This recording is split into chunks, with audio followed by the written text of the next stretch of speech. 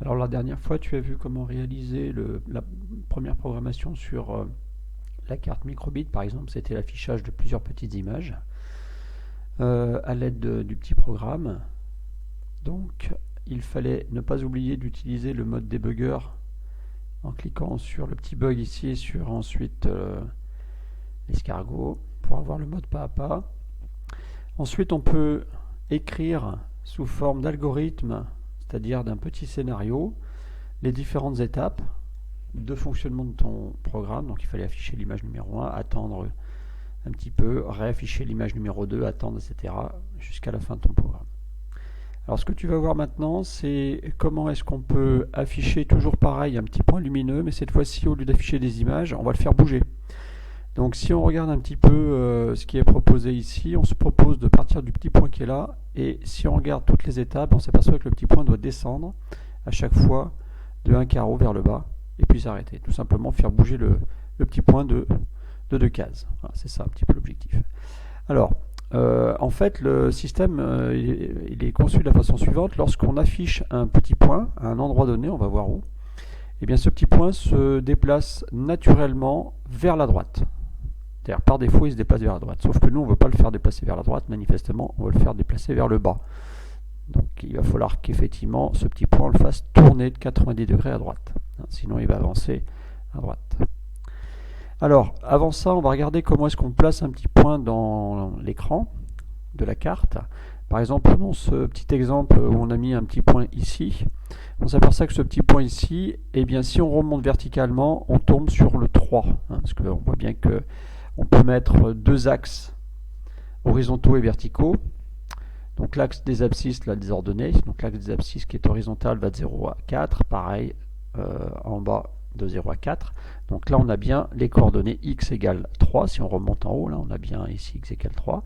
Et si on remonte sur la gauche, si on se déplace sur la gauche, on s'aperçoit qu'on a aussi y égale 3. Voilà, donc ce qui permet de positionner un point au bon endroit. Donc là, il va falloir trouver les coordonnées de ce point-là. Bon, évidemment, on voit bien que si on met ce petit point qui est ici ou ce petit point qui est ici, x égale 1, y égale 1. Voilà, donc ce qui va nous permettre de positionner. Alors, l'algorithme ne va pas être très compliqué. Qu'est-ce qu'on va faire? On va d'abord placer le point, on vient de le dire, sur les coordonnées 1, 1. On va le faire pivoter, on a dit tout à l'heure, évidemment, à droite de 90 degrés, parce que sinon il va partir à gauche, on veut le faire descendre.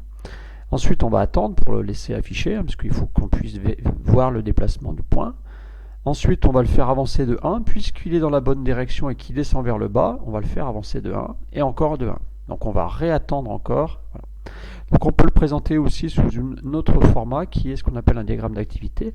C'est exactement la même chose que l'algorithme, mais présenté graphiquement. Donc là, on place le point en x égale 1, y égale 1, on fait le pivoter le point de 90 degrés à droite, on attend 0,5 secondes, on avance de 1, on attend 0,5 secondes, on avance de 1, et on arrête le programme. Voilà. Donc là, c'est ce qu'on va voir avec les différents codes disponibles sur MakeCode. Donc un code qui va permettre de déplacer à droite ou à gauche de 90 degrés, ou d'ailleurs d'un autre angle, de le déplacer de 1, c'est-à-dire que dans la direction où l'on a donné, eh bien, il va avancer de 1, d'attendre un certain temps, et enfin de créer le sprite, c'est-à-dire d'utiliser le système variable pour pouvoir créer le sprite au bon endroit, aux coordonnées voulues. Voilà. Donc ça va se trouver dans la partie jeu. Voilà. Donc là, c'est ce qu'on va essayer de faire maintenant, de faire ce petit programme qui permet de faire fonctionner le système. Alors, évidemment, ça, on n'a plus besoin. On va le mettre de côté. Donc, on va aller dans la partie avancée et jeu. Ensuite, on va aller prendre, par exemple, cette commande-là. Bon, pour l'instant, on va les mettre un peu dans le désordre. On va prendre les deux commandes qui nous permettent de faire déplacer et de tourner. Bon, là, une petite erreur, mais c'est pas grave. Ensuite, on va aller dans la partie variable pour définir le point et de le définir à un endroit donné. Donc là, l'endroit donné, il est là. Créer un sprite à x égale y égale. Donc là, il va falloir prendre les bonnes coordonnées. On a dit que c'était x égale 1, y égale 1. Voilà. Donc une fois qu'on a défini le sprite, il va s'afficher. On le voit d'ailleurs qu'il s'affiche ici sur l'écran. Bon, là, on ne l'a pas lancé pour l'instant, on va le lancer tout à l'heure. Donc ensuite, on a dit qu'une fois qu'on l'a placé, eh bien, on va lui demander d'attendre un petit peu pour que évidemment l'affichage se fasse correctement. Donc là on va attendre par exemple 500 millisecondes, 0,5 secondes. Donc on va le faire tourner à droite de 90 degrés. Voilà. Et ensuite on va le déplacer de 1. On va lui demander aussi d'attendre, hein, parce qu'à chaque étape on va lui demander d'attendre. Voilà. Alors, je pourrais faire un copier-coller de l'ancienne valeur de commande par exemple. Ici on va pouvoir aussi dupliquer, pareil.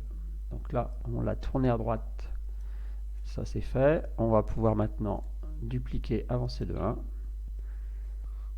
Et ensuite on va pouvoir attendre aussi si nécessaire. Voilà. Donc là on a terminé le programme, on peut le tester. Donc là on va appuyer sur le play. Donc là on voit bien que le système descend bien et respecte ce qui est demandé. Ensuite tu vas voir dans la deuxième partie qu'il y a des commandes qui se répètent. Alors avant ça on va tester le mode débugger. Donc activer le mode débugger avec le petit icône qui est là. Ensuite le petit escargot, et là on peut voir exactement ce que fait chaque étape pour voir si on ne s'est pas trompé. Voilà, on peut lui demander de recommencer, et ce qui permet de bien vérifier toutes les étapes que on a faites. Alors donc dans la deuxième partie tu vas t'apercevoir qu'il y a des instructions qui se répètent. On voit bien que l'instruction qui est ici, on a plusieurs instructions qui se répètent. Ici on a l'instruction se déplace de 1 et pose 500, on le voit qu'on l'a encore, se déplace de 1 et se pose 500, qui se répètent l'une après l'autre, hein, c'est consécutif. Donc au lieu de le faire et de l'écrire deux fois, eh bien on peut utiliser ici ce qu'on appelle une boucle, et tu vas essayer de trouver comment faire.